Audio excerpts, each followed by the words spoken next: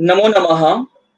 अहं चिराग शुक्लः, कर्णावतीतः संस्कृत भारती कार्यकर्ता, पालड़ी भाग संयोजकः।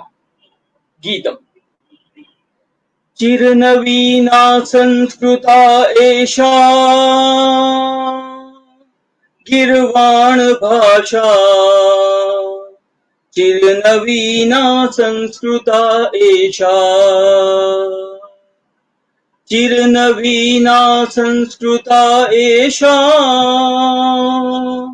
गीर्वाण भाषा, चिरनवीना संस्कृता एषा महतो भूतस्य निश्वसितम् अस्ति यस्याम् अतिपुरातन वेद साहित्यम् शास्त्रपूरहि स्मृति विचारहि वर कवीनां काव्यसारहि चित्रिता मंजुला मंजूषा मंजुला भाषा, चिरनवीना संस्कृता एषा चिरनवीना संस्कृता एषा गीर्वाण भाषा, चिरनवीना संस्कृता एषा वाल्मीकि व्यास मुनि रचितम् रामायणं महाकाव्यं महाभारतम् क्लिब्य किल्बिषकलित पाठम् कार्य विषये योजयन्ति अस्ति यस्यां भगवती गीता भगवता कथिता चिरनवीना संस्कृता एषा चिरनवीना संस्कृता एषा गीर्वाण भाषा, चिरनवीना संस्कृता एषा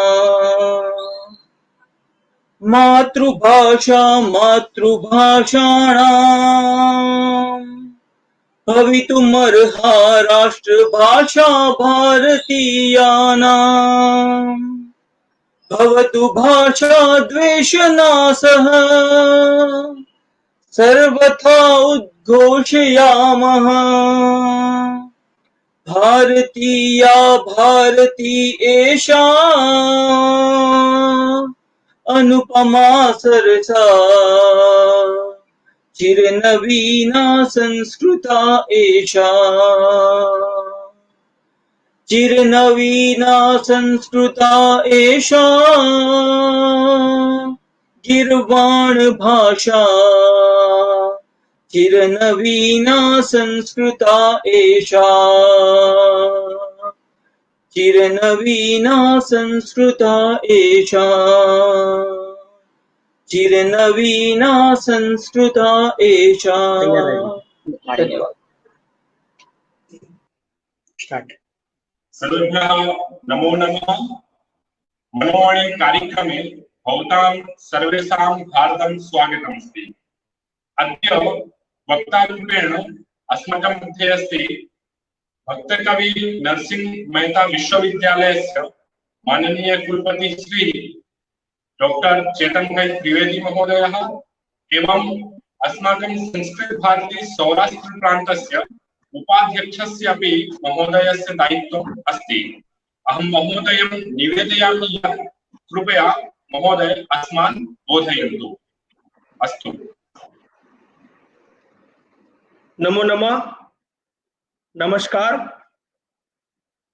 कि जब हम कोरोना काल से पसार हो रहे हैं, हमने बिफोर कोरोना देखा, मिड ऑफ द कोरोना है, आफ्टर कोरोना भी देखेंगे। इसी बीच संस्कृत भारती द्वारा ये जो उपक्रम शुरू किया गया है मनोवाणी, इतना अच्छा प्यारा उसका जो शीर्षक रखा गया है, मन की वाणी, मन से निकलती हुई वाणी। इसमें जो उपक्रम है, विश्वविद्यालयों के कुलपतियों को आमंत्रित किया जाता है और वो लोग संस्कृत के बारे में अपनी यूनिवर्सिटी में संस्कृत का किस तरह से काम हो रहा है वो करना चाहते हैं, ये सब विचार रखते हैं। और जो संस्कृत के अध्यापकों, विद्यार्थियों, संशोधकों के लिए क्या हो सकता है उसकी बात भी रख सकते हैं। ऐसा बहुत ही बढ़िया प्लेटफॉर्म किया है।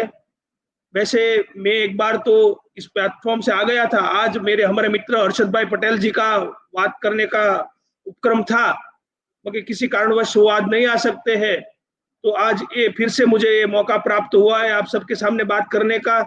बहुत अच्छा लग रहा है। इस श्रृंखला में सभी कुलपति महोदय आते हैं, मगर मेरी तो डबल जिम्मेदारी है। मैं तो संस्कृत भर्ती का कार्यकर्ता हूँ, तो कार्यकर्ता के हिसाब से मैं बात करूंगा। कुलपति की बट नेचुरल हो तो बात आएगी, मगर मैं जब बात करूंगा वो मैं आज की बात संस्कृत भारती को मध्य में रख के करूंगा। और कुल मिला के आज मेरे वहां पर एक बहुत बड़ी मीटिंग भी है, कुछ मुझे आगे जाना भी है, मगर जल्दी से मैं जो बातें रखना चाहता हूँ वो बिंदु आप सबके सामने रखूंगा। मैंने ये पूरा जो मेरा व्याख्यान है 4 भाग में डिवाइड किया हुआ है। जो शुरुआत में मैं थोड़ा संस्कृत भाषा के मैं बात करता हूँ, संस्कृत भाषा का महत्व के बारे में बात करूंगा। बाद में संस्कृत भाषा और संस्कृत के ऊपर जो कोरोना काल चला, मैं वो सोच रहा हूँ बीच में जो टाइम चला था उसको हम कोरोना काल कह सकते हैं, उसके बारे में थोड़ी बात करेंगे। फिर उसके बाद संस्कृत भारती ने कैसे पूरा प्रकल्प लिया और किस तरह से सारे राष्ट्र में काम किया उसकी बात करके आगे जाके इतना हो सका है, तो हम सब लोग विद्यार्थी, शिक्षक, सामाजिक, बौद्धिक, सब लोगों का क्या सामाजिक और शैक्षणिक दायित्व है उसके बारे में मैं अपने विचार आपके सामने प्रस्तुत करूंगा। तो सबसे पहले जो मैं बेसिकली मैं आपको बता दूं, मैं अंग्रेजी भाषा का प्रोफेसर हूँ। मैं इंग्लिश पढ़ा हुआ हूँ, ऐसा नहीं है। मेरे घर में संस्कृत का बहुत बड़ा माहौल था। मेरे पिताश्री कर्मकांड क्रिया करते थे, बहुत अच्छे संस्कृत के प्रकांड पंडित थे, बहुत अच्छा संस्कृत भी बोलते थे, ब्लड में था। मगर वैसे ही आंग्ल भाषा स्टार्ट होने के कारण थोड़ा उससे विमुख हो गया था। आज से करीबन 4 साल पहले मेरी जर्नी कहाँ से स्टार्ट हुई वो आपको थोड़ा हिस्ट्री बताना चाहता हूँ। बड़ी बड़ी बातें मेरे आगे के वक्ताओं ने बहुत की है, वो भी करने का हो सकती है, मगर आज मैं थोड़ी बात में दिल से, मन की वाणी, मन से निकलती हुई बात आपके सामने रखना चाहता हूँ। 4 साल पहले भावनगर शामरदास कॉलेज है, बहुत बड़ी कॉलेज है जहाँ पे गांधी जी पढ़े हैं, वहां पे एक संस्कृत भारती का कार्यक्रम था और एक आदमी ऐसे थैला लेके कपनी जब्बा पहन के मिला मुझे। उसकी बात सुन के मुझे बहुत अच्छा लगा। वो आदमी थे हिमांजय पालीवाल जी। तो उसने इस दिन इतनी सारी अच्छी बात की।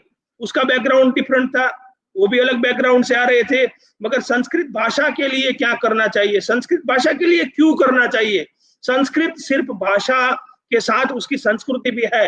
भारत को एकजुट करने के लिए ये भाषा का एकात्म जरूरी है। वो सब बातें उसने मुझे इस तरह से बात की जैसे कि शुगर कोटेड पिल, कोई बड़ी सी तत्व वाली बात बहुत ही इजीली इंसर्ट कर दी। तब से उसके साथ मिलना जुलना रहा, बातें होती रही, वैसे वैसे करते करते करते ये संस्कृत भारती के कुछ न कुछ कार्यक्रम में आना जाना रहा और आज मैं अपने परिवार की तरह, पूरा परिवार हम लोग जुड़ गए हैं। तो ये इस तरह से काम स्टार्ट होता है। तो जब संस्कृत की बात करते हैं, हम जानते हैं संस्कृत सिर्फ भाषा नहीं है, संस्कृति है, संस्कृत सभ्यता है।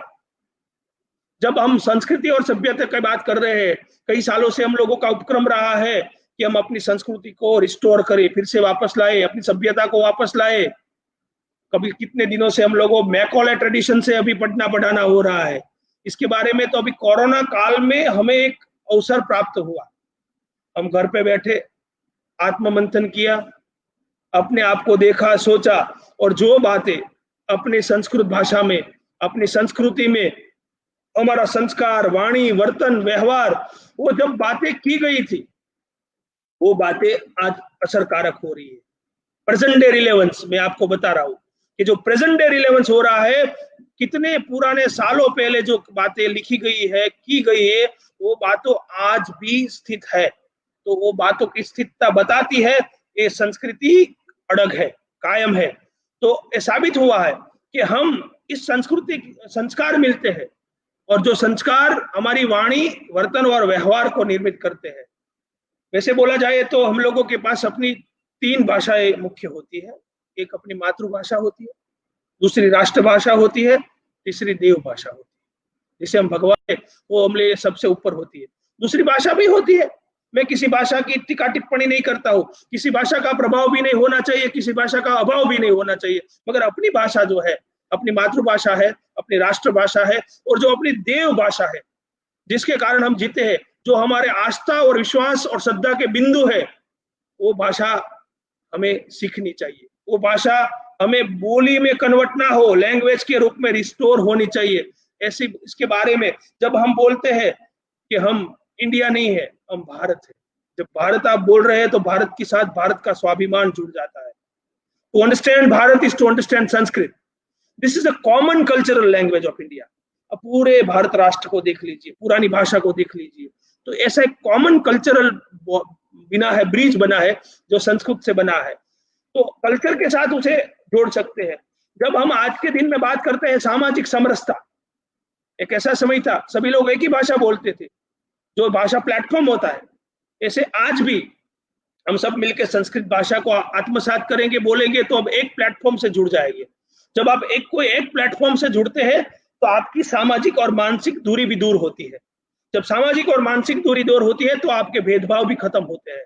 इसीलिए संस्कृतम अपि आवश्यकम अस्ति, बहुत ही जरूरी बात हो गई है, उसको हम तात्विक रूप से देखना चाहिए। मैं बोलूं, this is not an exaggeration when I say Sanskrit Bharat की आत्मा है। मेरे बहुत सारे आगे के वक्ताओं ने बहुत इलस्ट्रेशन देके बोला है, किया है, मगर मैं मानता हूं क्योंकि संस्कृत भारतवर्ष की आत्मा की आवाज है। अधिकांश भारतीयों का यह विश्वास है कि संस्कृत पूजा पाठ और अध्यात्म की भाषा है। मैं भी ऐसे मानता था। जो ये ब्राह्मण लोग कर्मकांड करते हैं, नहीं है, उनकी बात कई हद तक सच भी है, क्योंकि आध्यात्म का मतलब होता है आत्मा के अंदर। संस्कृत आत्मा के अंदर की आवाज है। संस्कृत, भारतीय जन संस्कृत में जन्म लेता है, बढ़ता है, बूढ़ा होता है, और भारत में सभी संस्कार, आप 16 संस्कार देख लीजिए, वो चाहे नामकरण हो, चौल हो, पित हो, विवाह हो, अंत्येष्टि हो, कोई भी संस्कार हो, वो संस्कृत में होता है। इसलिए संस्कृत भारत की आत्मा है। इस प्रकार आप देखिए, प्रदेश के हिसाब से नेपाल हो या बंगाल, उत्तर हो या दक्षिण, बुंदेलखंड हो, बुंदेलखंड, मारवाड़ हो या मालवा, गुजरात हो या महाराष्ट्र, पंजाब हो या हिमाचल, संपूर्ण भारत की आत्मा संस्कृत पे, और संस्कृत भारत की आत्मा इस प्रकार निवास करती है जिस प्रकार ईश्वर संपूर्ण संसार में रहता है और संपूर्ण संसार ईश्वर में रहता है। तो इस तरह से देखिए, तो संस्कृत पूरे राष्ट्र के साथ जुड़ी हुई भाषा है, उसकी आत्मा है, और संस्कृत अमर भाषा भी है। हजारों वर्ष से इतनी भाषा अभी वृद्ध होने पर भी आज भी किसी भाषा से अधिक युवती दिखती है, उसमें अधिक लचीलापन है। जैसे देखिए, सारी भाषाएं अपने गुजराती, मराठी, बंगाली कहीं न कहीं संस्कृत से निकली है। सैकड़ों पुत्रियों को जन्म देकर भी उनसे अधिक सशक्त है, यह अभी भी उनको पोषण कर रही है, फिर भी बूढ़ी नहीं हुई है। इसमें नित्य नए साहित्य रचे जा रहे हैं। इसकी उम्र को आंकने के लिए कई देशी विदेशी विद्वानों ने सैकड़ों वर्षों से प्रयत्न करते रहे हैं। कोई भी विद्वान ऋग्वेद की रचना के काल को अभी निश्चित नहीं कर पाया है। विश्व की सबसे पुरानी भाषा होने पर भी, पाली, प्राकृत इत्यादि सैकड़ों भाषाओं को जन्म देने पर भी ये आज भी वधु है, अमर है। इसलिए संस्कृत ग्रीक और लैटिन से भी ज्यादा सृजनात्मक शक्ति रखने वाली भाषा है, ऐसा मैं मानता हूं। तो जन भाषा है, अपनी ये देव भाषा भी है, अमृत भाषा भी है। इस हिसाब से मैं बोले तो संस्कृत अपनी भाषा इस तरह से हो रही है कि अपना जो पूरा धरती पे जन्म लेने का सौभाग्य इस राष्ट्र में हुआ है कि जहां संस्कृत का महत्व था। तो सबसे पहले मैं भगवान का भी आभारी हूं कि हमें इस राष्ट्र में जन्म दिया जहां पे संस्कृत भाषा ने जन्म लिया था। इसलिए संस्कृत भारत का अमृत भी है। आज संस्कृत का थोड़ा सा ज्ञान प्राप्त करने से भी, आप थोड़ा ज्ञान आपके पास होता है तो यूरोपीय प्रजा को आप चकोचांद कर सकते हैं। देखो, आपके पास कोई भी आदमी संस्कृत बोलता है तो उसमें जो माधुर्यता होती है, उसका वाणी का प्रभाव होता है, वो आप स्टॉप नहीं कर सकते।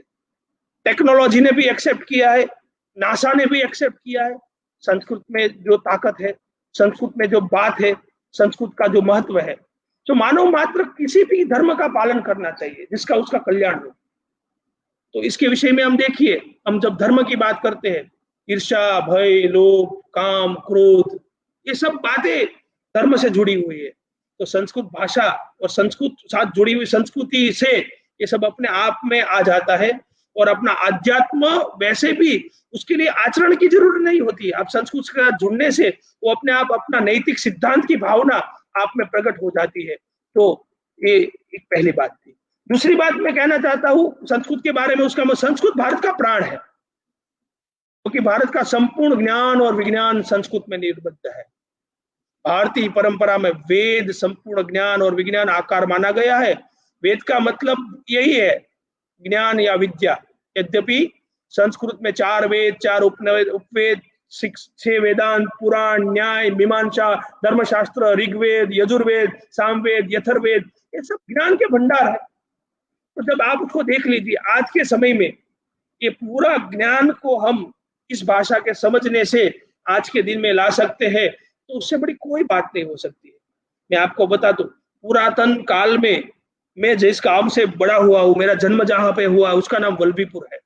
बहुत वर्षों पहले वहां पे वल्लभी विद्यापीठ हुआ करती थी। वल्लभी विद्यापीठ, नालंदा विद्यापीठ, ये सब विश्वविद्यालय थे जहाँ पे देखो कोई भेदभाव नहीं था। कृष्ण और सुदामा साथ में पढ़ते थे, तो साथ में पढ़ना, साथ में पलना, साथ में वैचारिक होना, वो सब अपनी परंपरा थी। संस्कृत की परंपरा रही है। इन्हीं ग्रंथों का अध्ययन साथ में किया गया है। तो इस कारण ये पूरा संस्कृत का आत्मा, भारत का प्राण, और आज के समय में भी ऐसा नहीं है वो था, वो आज भी है। विश्व का सबसे प्राचीन ग्रंथ ऋग्वेद है, ऐसा हम मानते हैं। भारतीय विज्ञान में कितनी बातें आज ऐसी है, भारतीय गणित, खगोल, भूगोल, मनोविज्ञान, पुरातत्व, तकनीकी, इंजीनियरिंग, वास्तुविद्या, सिविल इंजीनियरिंग इत्यादि के प्राचीनतम और पूर्ण विकसित होने का प्रमाण करने वाली संस्कृत भाषा है। मैं आपको एक एग्जांपल दूं, शून्य, जो गणित में शून्य के बिना गणित ही शक्य नहीं है। गणित में शून्य जो आता है वो भी अपनी संस्कृत का देन है। वर्तमान में प्रसिद्ध भारतीय कृष्ण तीर्थ रचित वैदिक गणित की सूक्ष्मता सर्वविदित है। आप जानते हैं, तो वैदिक गणित की बहुत अच्छी बातें चल रही है। अभी हम बहुत सारा वास्तुविद्या का मानते हैं, तो जो वास्तुविद्या के जो मॉन्यूमेंट्स संस्कृत कालीन समय और समाज में बना है, उसका आज भी कोई सॉल्यूशन नहीं है। वो चाहे कोणार्क मंदिर हो, मीनाक्षी मंदिर हो, तिरुपति मंदिर हो, उज्जैन का महाकालेश्वर हो, खजुराहो हो, कोई भी स्थान आप देख लीजिए, तो वहां पे जो बातें चली है, वो बातें बनी है, वो आज भी रिसर्च के लायक है। उसके भी संशोधन हो सकता है। और वैसे उसके बाद बात किया जाए, प्रकृति का निरूपण में संस्कृत में है। जल, ऊर्जा, वायु, ये सब मिला के अपनी प्रकृति की बात भी कहीं ना कहीं की गई है। और लास्ट में मैं 2 बातें, बहुत ज्यादा बातें नहीं करना चाहता हूँ इस बारे में, 2 बातें आज के दिन में बहुत ही प्रस्तुत है। वो है आयुर्वेद। बहुत सारे वेबिनार की सीरीज चली थी, सभी जगह पे भारतीयता को रिस्टोर करने की जो बात चली थी, तो एक बात चली थी आयुर्वेद। अपना पूरा आयुर्वेद का शास्त्र संस्कृत में है। वो ट्रेजर को आप पाना चाहते हैं तो उसके लिए भी संस्कृत का ज्ञान होना खूब आवश्यक है। अभी शल्य चिकित्सा, नाड़ी विज्ञान, उत्तम जीवन चर्या, ये भारतीय परंपरा के साथ जुड़े हुए रसोई, उत्सव, व्रत, धार्मिक स्थानों, धर्म के साथ जुड़ी हुई विभावनाओं का अनुसरण करना, वो सब आयुर्वेद के साथ जुड़ा हुआ है। इसके साथ योग है, वो जो इंडिया का पैटर्न है, जो वर्ल्ड ने एक्सेप्ट किया है, योग भी संस्कृत में से आता है। ऐसे तीसरा एग्जांपल ले ले, गाय हमें माता कहते हैं। गाय, तो गाय से पूरा गवा आयुर्वेद जुड़ा हुआ है।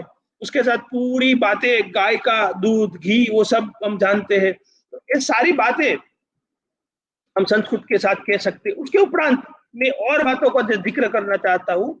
संस्कृत पढ़ने से, संस्कृत भाषा पढ़ने से, संस्कृत साहित्य पढ़ने से, संस्कृत ग्रंथ पढ़ने से व्यक्ति में एक ऐसी भावना आती है जो व्यक्तित्व, कुटुंब, गांव, गणराज्य, राष्ट्र, साम्राज्य, वो सब मेरा है। और उसकी सारी परिभाषाएं केवल संस्कृत में ही विद्यमान होनी चाहिए। जब ऐसा हम सोचेंगे तो पूरी कुटुंब व्यवस्था, पूरी समाज व्यवस्था, पूरी राज्य व्यवस्था, पूरी वन व्यवस्था, पूरी पर्वत व्यवस्था, पूरी अर्थव्यवस्था एक साथ इस तरह से जुड़ जाएगी कि जब भारत राष्ट्रगुरु बनने जा रहा है, तो राष्ट्रगुरु बनने का ये पूरा संकल्प और प्रकल्प ये संस्कृत से रचा जाएगा। तो इसी तरह मानवीय मूल्यों की परिशीलन भी संस्कृत भाषा में है। हम मानवीय मूल्यों की बात करें, अहिंसा, सत्य, चोरी न करना, शौच, इंद्रिय निग्रह, दान, संयम, ये बातें भी कहीं न कहीं संस्कृत में रखी गई है। उससे आगे लिटरेचर की बात करें तो संस्कृत के काव्य शास्त्र, नाट्य शास्त्र, आनंद विषयक मीमांसा करने वाले कितने शास्त्र है। मुझे आज भी पता है, हम लोगों के मैं पढ़ता था शामरदास कॉलेज में सेकंड ईयर में, मीताबेन करके हम लोगों के प्रोफेसर थे संस्कृत के, वो काव्य प्रकाश हमें पढ़ाते थे। उसने जो पढ़ाया था, काव्य यशसे अर्थकुते व्यवहार विद्ये शिवेत रक्षते सदे परिनिवृत्त कांता सम्मित तयोपदेश युजे। तो ये सब काव्य प्रकाश का, मम्मट का जो काव्य का प्रयोजन है, संस्कृत का जो एस्थेटिक प्लेजर, जो लिटरेचर का भी सर्जन हुआ है, उसके पीछे भी मनुष्य का हित की बात हुई है। इस तरह संस्कृत के अंदर, संस्कृत भाषा के अंदर बहुत सारी बातें, एक कुल मिला के एक ऐसा पैकेज है जिस एक पैकेज के लेने से पूरा हम लोगों में एक अपग्रेडेशन आ जाता है। आज के समय में जो कोरोना का समय चला है, जिसमें nothing is certain, everything is uncertain, we are full of uncertainties. तो इस अनसर्टेनिटी के सामने हमें एक ऐसा टॉनिक चाहिए कि जो टॉनिक हमें तन, मन, धन, मानसिक स्वास्थ्य, शारीरिक स्वास्थ्य और कुटुंब स्वास्थ्य प्रदान करे। ऐसी भाषा संस्कृत भाषा है। तो ऐसी भाषा से हम जुड़े हुए थे, ऐसी संस्कृति से हम आ रहे थे। हम लोगों का बहुत ही गौरवित वारसा था, भाषा विज्ञान था। संस्कृत में 4 अरब 60 करोड़ से ज्यादा शब्द निर्माण की क्षमता है, जीनोज का सूत्र है में। तो फिर बीच में एक ऐसा समय चला, तो दूसरी बात में इसको मैं बोल रहा हूँ सांस्कृतिक कोरोना काल। कहीं न कहीं विदेशी आक्रमण चले, जो प्रजा बहुत ही प्रभावित होती है ना, वो कभी नया सर्जन नहीं कर सकती और वो अपनी आइडेंटिटी भूल जाती है। तो बीच में हम कुछ न कुछ प्रभावित होते चले गए, हम अपनी संस्कृति और सभ्यता भूलने लगे और मूल कारण अपनी भाषा बोले, भाषा बोले, संस्कृति बोले, संस्कृति बोले, संस्कार बोले, संस्कार बोले,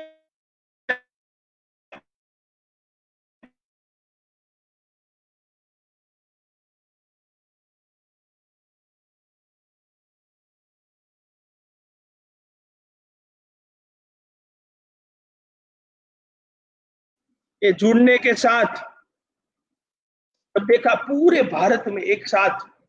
हम पहले सोच रहे थे संस्कृत का कार्य होने लगा, तो जिसका मैं कार्य करता हूं, जिसका हर कार्यकर्ता को संस्कृत भारती का कार्यकर्ता होने का गर्व है, स्वाभिमान है।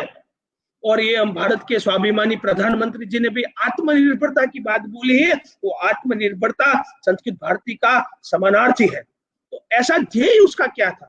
जब संस्कृत भारती, मैं जिसके साथ जुड़ा हूं, मैं कुलपति होने से पहले संस्कृत भारती का कार्यकर्ता था। तो मैं सोचता हूं कि जब हम संस्कृत भारती की बात करते हैं, बहुत मेरे साथ सुनने वाले कार्यकर्ता भी खुश हो रहे होंगे कि संस्कृत भारती का कार्यकर्ता के पास कोई स्वार्थ नहीं होता, उसको समाज में कुछ करने का, जोड़ने का। भाषा अपनी माता है और भाषा के प्रति अपना अहोभाव है, वो अहोभाव से, निस्वार्थ भाव से, वो जैसे यज्ञ में आहुति देता है, इस तरह कार्यकर्ता अपना काम करता है। तो ये उसका ध्येय है। हमारी भारतीय संस्कृति के आधारभूत ग्रंथ संस्कृत में लिखे हुए हैं, प्रत्येक व्यक्ति उन ग्रंथों का अध्ययन स्वयं कर सके। मुझे देखो, कोई अगर मुझे देता है ये पूरा, आप ये इसका जूस है, ये नहीं चलता। ये आपके ग्रंथ हैं, आपके लिए लिखे गए हैं, खुद आप उसको पढ़ेंगे तो जो अपना परसेप्शन आएगा। मैं अभी बीच में टेक्नोलॉजी की बात चल रही थी, तो मैं एक बार मेरा लेक्चर में बता रहा था कि अगर what is the difference between reading and seeing something on screen. जब आप किसी भी चीज को पढ़ते हैं तो पढ़ने के साथ आपकी एक कल्पना शक्ति का जन्म होता है, और किसी को चीज को देखते हैं तो जिसने वो बनाया है उसकी कल्पना शक्ति आप देखते हैं। डिफरेंस उसमें आपकी इमेजिनेशन का है। जब आप अपने सांस्कृतिक आधारभूत ग्रंथों को खुद पढ़ेंगे तो अध्ययन करते समय, खुद उसका अध्ययन करते हुए आपके मन में उसका एक विचार प्रकट होगा, और विचार के साथ एक उसकी बात हुई, तो पूरा अध्ययन कर सके तो वो तो संस्कृत में लिखे गए हैं। तो इसके लिए संस्कृत भारती का ध्येय है कि संस्कृत को पढ़ाना चाहिए और पढ़ना चाहिए। यदि संस्कृत रहेगी तो इन ग्रंथों का अस्तित्व टिकेगा, संस्कृत भाषा का व्यापक प्रचार हो सकता है। तो व्यापक प्रचार करने के लिए, टिकने के लिए हमें भाषा, क्योंकि वो ऐसे ग्रंथ रहेंगे, कोई पढ़ेगा नहीं, कोई सुनेगा नहीं, तो उसका कोई महत्व नहीं रहता है। तो इसके लिए महत्व रखने के लिए हमें ये सीखना जरूरी है। उसका पहला ध्येय, ये जो बोली जाती है वो भाषा है, इसका मतलब भाष्यते सा भाषा। तो केवल ग्रंथों तक सीमित रहने से कोई भाषा सुरक्षित नहीं रहती, तो ग्रंथ में से बाहर निकल के हम लोगों के बीच में आनी चाहिए। तो संस्कृत भारती का दूसरा ध्येय ये भी है कि जो पूरा ग्रंथों में है उसको सिंप्लीफाई करो, अपने हिसाब से मॉडिफाई करो, कुछ न कुछ वैसे देखे कि हम नहीं कर सकते। छोटी बच्ची बोलते हैं मम्मा नाम भवता नाम किम, तो वो जो स्टार्ट हो रहा है वो अच्छा बिगिनिंग है। भारत की भाषाओं के आधार पर भारत के विविध राज्य में बटा हुआ है, किंतु संस्कृत एक ऐसी भाषा है, देखिए जैसे मैं मराठी हूँ, मैं बंगाली हूँ, मैं गुजराती हूँ, मैं पंजाबी हूँ, वो भाषा के माध्यम से हम अपने आप को डिवाइड करते हैं, मगर जब संस्कृत की बात आती है तो सब बोलते हैं वो मेरी भाषा है। तो एक अखंड भारत की जो परिकल्पना है, संस्कृत भारती का जो एक बड़ा ध्येय है, पूरा भारत अखंड भारत हो। तो अखंड भारत बनाने का जो हम लोगों का बहुत सालों से चला हुआ स्वप्न है, वह सपना भी संस्कृत भाषा से हम प्राप्त कर सकते हैं। संस्कृत के द्वारा भारतीय समाज में उच्च राज्य आदि जाति नीच के भेदभाव भी कम हो सकते हैं। हम जब आज बात कर रहे हैं सामाजिक समरसता, गुजरात के शिक्षण मंत्री श्री भूपेंद्र सिंह चुडासमा हर बार सामाजिक समरसता की बात नहीं करते, वो कितने सालों से वो अपने वर्ग के साथ जाते हैं, बैठते हैं और अपना उदाहरण पेश करते हैं। तो सामाजिक समरसता संस्कृत से हो सकती है, तो ये पूरे संस्कृत भारती के ध्येय है। उसके साथ संस्कृत भारती की कुछ धारणाएं भी थी। ऐसा है कि संस्कृत का संरक्षण संस्कृत विषय में बोलने से नहीं हो सकता, संस्कृत में बोलने से हो सकता है नहीं। कोई बोले कि संस्कृत बोलने से क्या हो सकता है, संस्कृत तो बोला जाए या ना बोला जाए, मगर समाज में तीन गलत अवधारणाएं हैं। बहुत बहुत बार ये सब हम चर्चा में भी आता है, और कहीं ना कहीं वो कॉन्सेप्ट है वो अपने एजुकेशन में से चला है, कहीं ना कहीं हम उसके लिए रिस्पॉन्सिबल है। पहला, संस्कृत बहुत कठिन है, वो तो बहुत प्रकांड भाषा है, वो तो मीमांसा की भाषा है, वो तो रिसर्च की भाषा है, वो तो चर्चा की भाषा है, वो तो शास्त्रार्थी भाषा है। संस्कृत एक विशेष वर्ग की भाषा है, संस्कृत में बोलना संभव नहीं है। ऐसा मान के हम लोगों ने संस्कृत से हम दूर होते गए। इन तीनों बातों में मुझे ऐसा लगता है कि कहीं ना कहीं हम लोगों ने जो मेथोडोलॉजी अडॉप्ट की थी, जो इंग्लिश से आई हुई ट्रांसलेशन मेथड, मेरे गुजराती में 10वीं स्टैंडर्ड में संस्कृत में 100 में से 100 मार्क्स थे, 12th में भी 100 में 100 मार्क्स थे, मगर वो क्या था, श्लोक आता था, हम श्लोक में क्या था पता नहीं होता था, उसका ट्रांसलेशन आता था, ट्रांसलेशन लिखते थे, मार्क मिलते थे।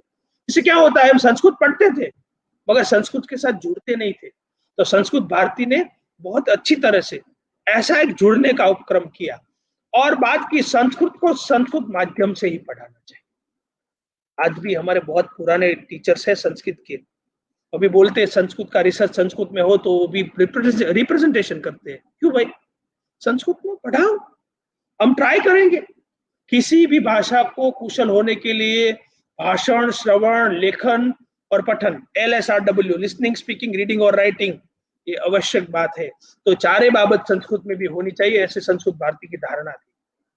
संस्कृत को केवल संस्कृत विद्यार्थी तक सीमित न रखना चाहिए, वे उसका उदाहरण है, हिमांशी भाई उसके उदाहरण है। तो संस्कृत को सिर्फ संस्कृत से सीमित न रखे, मगर दूसरी जो समाज के प्रत्येक घटक है, तकनीकी है, मेडिकल है, संगीत के लोग हैं, सभी तक ये संस्कृत का शिक्षण जाना चाहिए, ऐसी भी धारणा थी। तो उपक्रम क्या रखा संस्कृत भारती ने, 3 प्रतिदिन 2 घंटे का संस्कृत संभाषण शिविरम, संस्कृत पाठ्यक्रम, ऐसा चित्रों के साथ करो, संस्कृत माध्यम से पढ़ाने का काम करो। धीरे धीरे व्यवहार उपयोगी वाक्य, छोटे छोटे बात करने से, ऐसा बहुत अच्छा उपक्रम स्टार्ट किया जिसमें एक पूरा माहौल चला। मैंने भी संस्कृत संभाषण किया, आवासीय संस्कृत प्रबोधन वर्ग चलते हैं, आवासीय द्वितीय स्तरीय संस्कृत प्रशिक्षण वर्ग चलते हैं, संस्कृत संवाद शालाएं चलती है, आवासीय संभाषण संदेश नामक मासिक पत्रिका 25 वर्षों से प्रकाशित में है। सरल संस्कृत में कथा, भाषा शिक्षण आदि विषयों पर उपन्यास वगैरह 400 से ज्यादा अस्तुत प्रकाशन भी संस्कृत भारती ने किया है।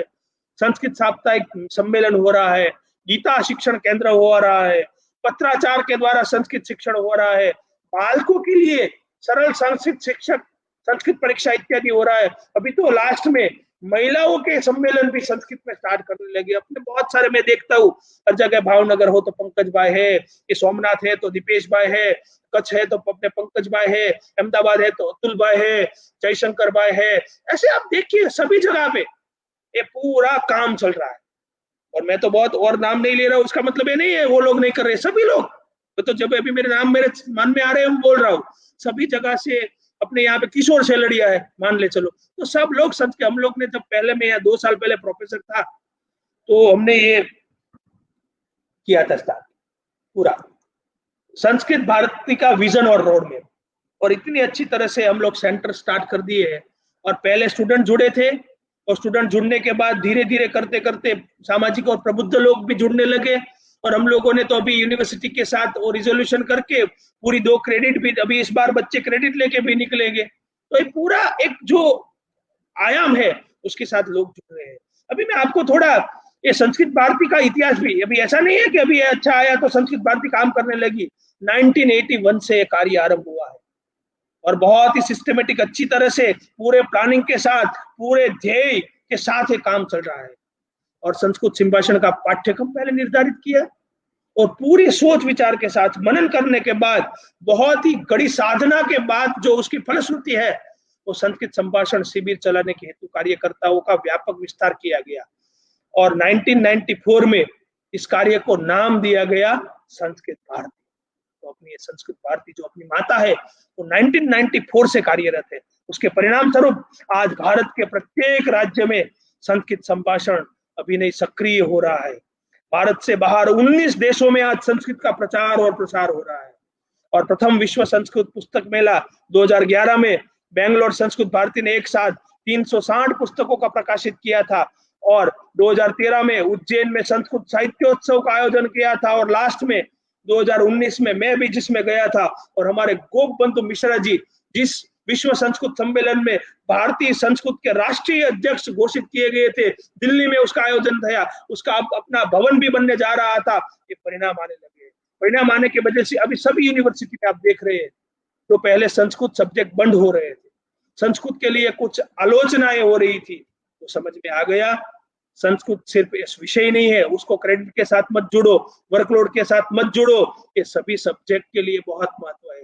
तो ये जो परिणाम आया है, ये सब ये संस्कृत भारती ने इतना काम किया, सभी जगह से काम किया, पूरे हिंदुस्तान से काम हुआ।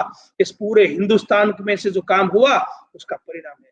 तो अब मेरी जो चौथी बात है, पहले हम बहुत अच्छा काम कर रहे थे, भारत की संस्कृति सिरमौर थी। बाद में कुछ ऐसा पीरियड आया, संस्कृति कोरोना काल चला, फिर संस्कृत भारती ने सभी ओर से काम कर दिया। अब मेरे साथ ये यूट्यूब, फेसबुक के माध्यम से बहुत सारे लोग जुड़े हैं, बहुत सारे शैक्षिक लोग, सामाजिक लोग, बौद्धिक लोग, विद्यार्थीगण, धार्मिक लोग, वो सब जुड़े हैं। तो मैं एक बात रखना चाहता हूँ, हम सबका कोई दायित्व नहीं बनता है। संस्कृत भारती जो काम कर रही है, हमारे यहाँ जूनागढ़ में जो हवेली है, हवेली के जो महंत है इतना काम कर रहे हैं, रात को 12 बजे फोन करेंगे तो सुबह हो जाएगा। तो ऐसे भी लोग जुड़े हुए हैं। तो कहीं ना कहीं हम सबको मिलके ये पूरा जो मुहिम है उसे आगे चलाने का समय आ गया है। सबको साथ, सबका साथ सबका विकास, ये हम अपने लिए नहीं करने हैं, भारत को राष्ट्र गुरु बनाने की जो ये कूच है इसमें हमें आहुति देनी है। तो हम वैसे एक दो बात मैं आपको बताना चाहता हूँ, कहाँ से गफला स्टार्ट होता है, कहाँ से प्रॉब्लम स्टार्ट होता है। 12वीं स्टैंडर्ड तक संस्कृत पढ़ाया जाता है, तो या तो वो ऐसे सब्जेक्ट रखते हैं जिसका कोई महत्व नहीं होता है। क्यों हम ऐसा करते हैं, क्यों ऑप्शन देते हैं? और जो पढ़ाने का तरीका है, बोलते कि संस्कृत कोई सीख ही नहीं सकता। अरे भाई, 10 दिन का संस्कृत भारती का आवासीय वर्ग खत्म करने के बाद वो संस्कृत भारती में से बाहर निकल के कोई भी आदमी संस्कृत बोल सकता है। तो आप तो पूरा 5वीं साल से लेके 12वीं कक्षा तक 7 साल पढ़ाते हैं, तो 7 साल में आप मम नाम चेतन भवत नाम किम इतना नहीं पढ़ा सकते। आत्मखंड वो खोज करने की बात है। मैं इसमें मैं आपको नहीं कह रहा हूँ, मुझे भी, मैं कॉलेज के मेरे संस्कृत शिक्षण हो रहा है, कितने साल से पुराना सिलेबस चल रहा है। हम लोग अभिज्ञान शाकुंतलम पढ़ा रहे हैं, अषाढ़स्य प्रथम दिवसे मालविका अग्निमित्रम पढ़ा रहे हैं, ये पढ़ा रहे हैं, वो पढ़ा रहे हैं। मेघदूत पढ़ा रहे हैं। उसका मतलब सिर्फ एक टेक्स्ट लिया, ट्रांसलेशन किया, 5 प्रश्न पूछ लिए। तो कॉलेज का संस्कृत शिक्षण भी कैसा है हम लोगों का, उसका भी आत्ममंथन करना चाहिए। अपने संस्कृत के जो शिक्षक है, मैं शिक्षक की बात करता हूँ, हाई स्कूल के शिक्षक और कॉलेज के शिक्षक, तो आप क्यों संस्कृत है नहीं संस्कृत, उसको क्यों, आपको अगर नहीं आता है तो उसमें शो ऑफ करने की जरूरत नहीं है। कभी ना कभी तो सीखना होता है, जुड़ना होता है। एक बार ही जुड़ने के बोलना पड़ता है, मैं नहीं जानता हूं, मुझे सीखना है, सिर्फ इतना ही एटीट्यूड करना है। और हम जब आत्मनिर्भरता की आज बात कर रहे हैं, जो भारत के प्रधानमंत्री जी ने आत्मनिर्भरता की बात की है, अगर हम अपनी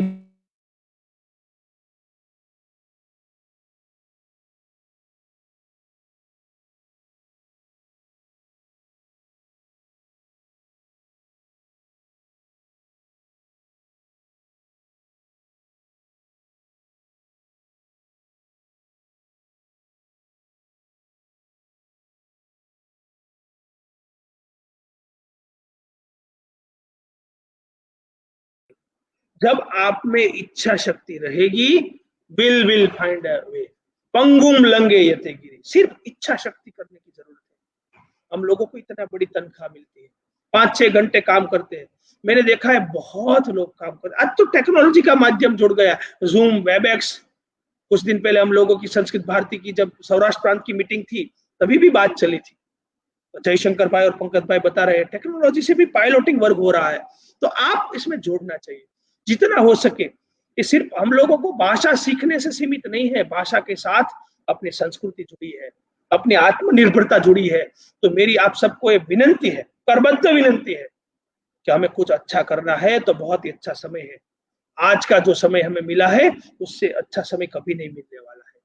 और जिस तरह से हम भक्त कवि नरसिंह मेहता ने, यूनिवर्सिटी ने विजन और रोड मैप किया है, आगे के दिन में हम संस्कृत का डिपार्टमेंट भी शुरू करने वाले हैं। और संस्कृत के लिए जो हो सकता है, और मैं तो ये भी सोचता हूँ, मैंने सभी बोर्ड के लोगों को भी बोला है कि सभी बोर्ड में भी एक संस्कृत का एक छोटा सा अभ्यासक्रम होना चाहिए, क्यों जब हम अपनी बात बोल सके, वो अपनापन संस्कृत से आता है। तो इस तरह से संस्कृत संभाषण वर्ग सिर्फ विद्यार्थी तक सीमित ना रहे, अपने आसपास के डॉक्टर, वकील, इंजीनियर, प्रबुद्ध लोग, वो सब हम लोगों के साथ जुड़े। और उसको जोड़ने के लिए हमें थोड़ा परिभ्रमण करना चाहिए, प्रचार करना चाहिए, प्रसार करना चाहिए, लोगों के साथ मिलना चाहिए, लोगों को अपनी बात बतानी चाहिए। इसके लिए अभी बहुत अच्छा समय है, तो उसका सदुपयोग करें। संस्कृत विच्छिन्न गंगा की अविरल अविरल धारा है, अतः एवं गंगा समान जननी स्वरूपा इस परम पवित्र भाषा को तथाकथित लोगों के कहने पर हम उसे अमृत प्रदायिनी भाषा को मृत भाषा नहीं कह सकते।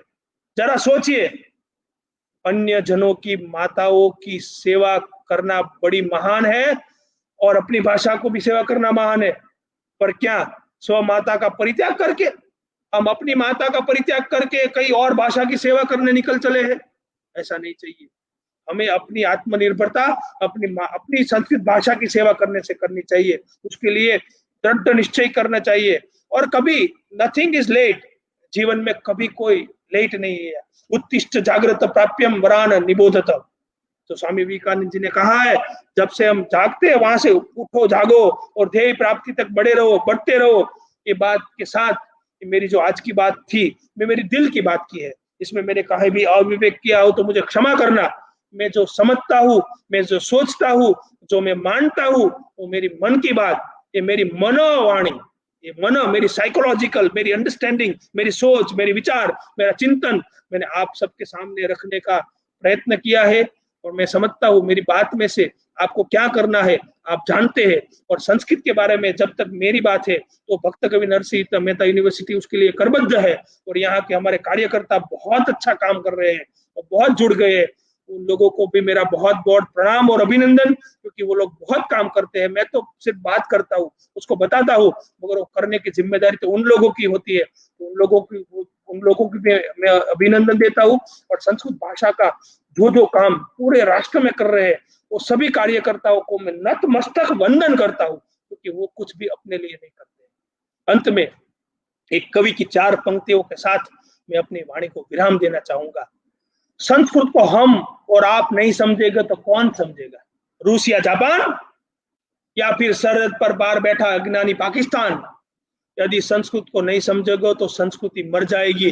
फिर इस शब्द रूपी देह में अर्थ रूपी आत्मा कहां से आएगी? जयति संस्कृतम, जयतु भारतम। नमो नमः।